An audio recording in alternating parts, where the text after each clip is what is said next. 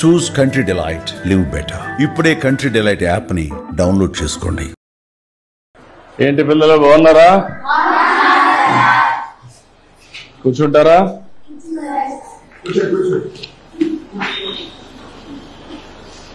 ఏంటంతా 8th class అందరూ బాగా చదువుకుంటున్నారా? Okay, ఈరోజు మనందరం కూడా మీ సోషల్ సైన్స్ అంతా కూడా మీకు ఒక అవగాహన ఉంది, అవునా కాదా? మీ టీచర్ బాగా చెప్తున్నాడా? ఓకే, ఈ సంవత్సరం మీరంతా కూడా 8వ తరగతిలో సోషల్ సైన్స్ చదువుకుంటున్నారు. ఇప్పుడు మనం ఈరోజు ఒక పని చేద్దాం. సిద్ధంగా ఉన్నారా? అందరూ అటెన్షన్ లో ఉన్నారా? వేరే ఎక్కడ ఆలోచనలు ఉన్నాయా? మళ్ళా నేను అడిగి చెప్పగలుగుతారా? నేను చెప్పింది యాజ్ ఇట్ ఈజ్ మీరు చెప్పాలి, సరేనా? సిద్ధమేనా? ఓకే, మొదటి టాపిక్. ఎవరన్నా హోంవర్క్ చేసుకొని వచ్చారా? చదువుకున్నారా ఈ సబ్జెక్టు? అయితే నేను బ్రీఫ్ గా చెప్తాను. చెప్పిన తర్వాత మీరు ఏదైనా అడిగితే సమాధానం కూడా చెప్పాలి. చెప్తారు కదా?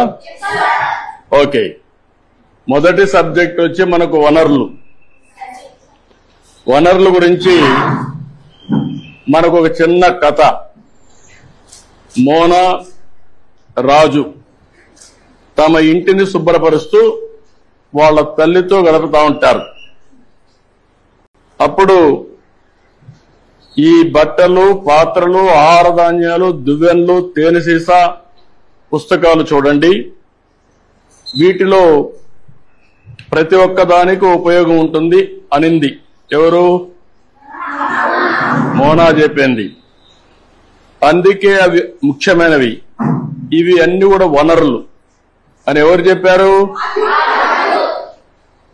అది అయిన తర్వాత వనరులు అంటే ఏంటి అని రాజు వాళ్ళ అమ్మని అడిగాడు. అడిగినప్పుడు వాళ్ళ అమ్మ చెప్పింది ఏం చెప్పిందంటే, మన అవసరాలు సంతృప్తి పరచడానికి ఉపయోగపడేది ఏదైనా సరే అది ఏమంటారు? వనరులు అంటారు. మీ చుట్టూ ఒకసారి పరిశీలిస్తే అనేక వనరులు మీరు గమనించవచ్చు. తాగేదానికి ఏం కావాలంటాం? తాగినప్పుడు దాహం వేసింది, ఏం చేస్తారు మీరు? వాటర్ తాగుతారు. తాగినప్పుడు దాన్ని ఏమంటారు? అదే సమయంలో మీ పాఠశాల అయిపోయింది, ఇంటికి పోవాలి. దేంట్లో పోతారు మీరు? బస్సులో పోతారు. దాన్ని ఏమంటాం? వనరులు అంటాం. అదే సమయంలో మీరు చదివే పాఠ్య పుస్తకాలు, దాన్ని ఏమంటారు? ఎందుకు వనరు అంటున్నారు? ఉపయోగపడుతుంది కాబట్టి. మీ నాన్న ఇంటికి పోతానే మీకేదో తినిబండారం ఇస్తాడు. దాన్ని తాజా కూరగాయలతో కూడా తయారు చేస్తాడు. దాన్ని ఏమంటారు? వనరులు అంటారు. ఎందుకు? ఉపయోగపడుతుంది. నీరు, విద్యుత్, అదే మాదిరిగా బస్సు, కూరగాయలు, పాఠ్య పుస్తకం, ఇవన్నీ కూడా వనరులు. ఇవన్నీ కూడా తయారు చేసినప్పుడు నేరుగా గాని వస్తువులతో తయారు చేస్తారు, అవునా కాదా అని అడుగుతున్నా మిమ్మల్ని. ఇది రావడానికి తయారు చేసే అన్ని కూడా వనరులే, అవునా కాదా?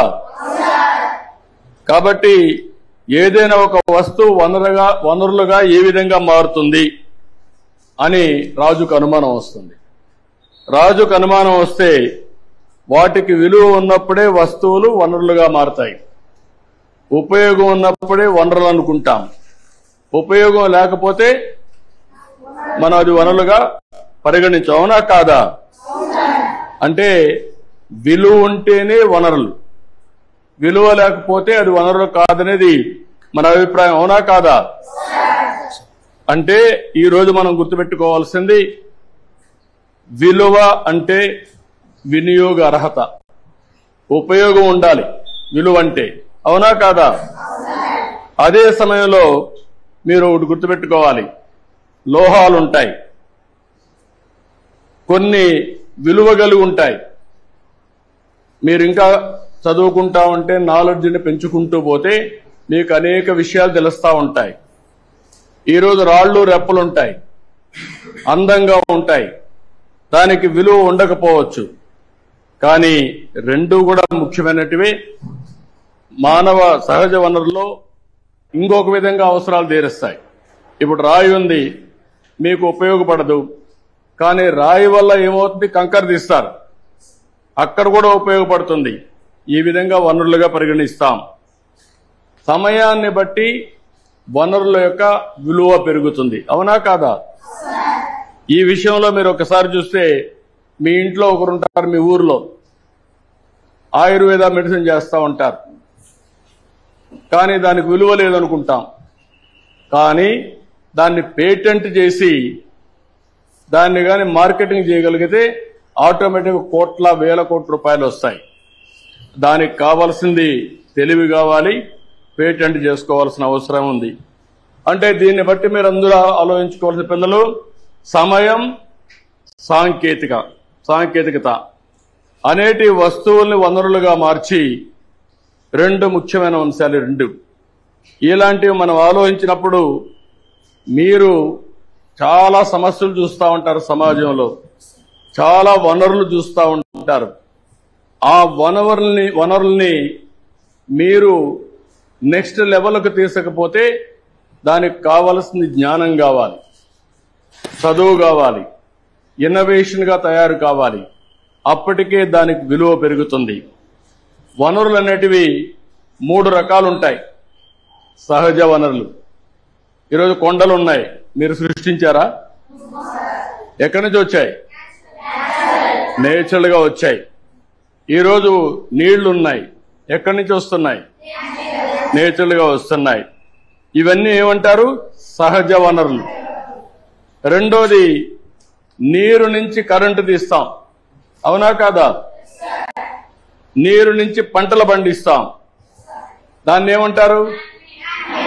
Man made. ఇవన్నీ మానవ నిర్మిత వనరులు. ఇవన్నీ ఇంకొక పక్క మానవ వనరులు.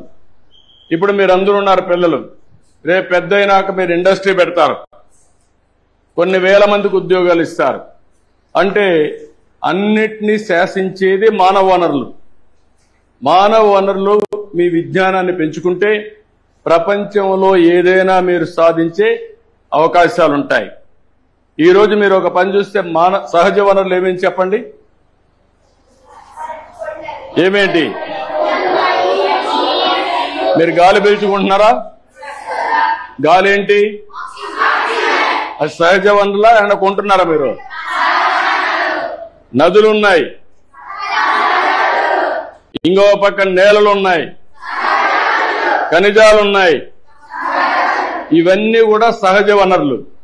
ఇవన్నీ ప్రకృతి మనకు ప్రసాదించిన వరం, అవునా కాదా?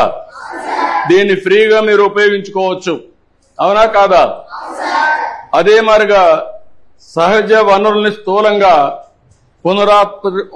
పునరుత్పాదక కాని వనరులుగా విభజిస్తాం. అంటే ఏంటి మీరందరూ ఆలోచించుకోవాలి. పునరుత్పాదక వనరులు అంటే ఏంటి? వాట్ ఈజ్ అంటే దీంట్లో నుంచి మనం ఇప్పుడు ఉదాహరణకు మీ ఊర్లో ఈ మధ్య కాలంలో సోలార్ వచ్చిందా? సోలార్ దేంట్లో నుంచి కరెంట్ వస్తుంది? కాదమ్మా, సోలార్ ఎండ నుంచి వస్తుంది, అవునా కాదా? ఎండ నుంచి కరెంట్ వస్తుంది కాబట్టి కరెంట్ ఏమైనా అయిపోతుంది, ఎండ అయిపోతుందా? తెల్లవారితే ఎండ వస్తుందా లేదా? కాబట్టి దీన్ని ఏమంటారు? పునరుత్పాదక వనరులు, అవునా కదా? అంటే అన్ఎండింగ్ అన్నమాట. ఎంత కరెంటు కావాలన్నా ఉత్పత్తి చేసుకోవాలంటే మీ ఇంటి పైన మీరేం చేయాలి? సోలార్ ప్యానెల్ పెట్టుకుంటే దేనికి ఉపయోగించుకోవచ్చు? ఇంటికి వాడుకోవచ్చు. నువ్వు సైకిల్ గాని ఈవీ సైకిల్ తీసుకుంటే ఏ మాత్రం తొక్కే పని లేకుండా ఇంట్లో నుంచి నేరుగా స్కూల్కి రావచ్చు, స్కూటర్ మారిగా, అవునా కాదా? అది పునరుత్పాదక వనరులు. పునరుత్పాదకం కాని వనరులు అంటే ఏమున్నాయి? మీకు ఒక ఐడియా ఉందా?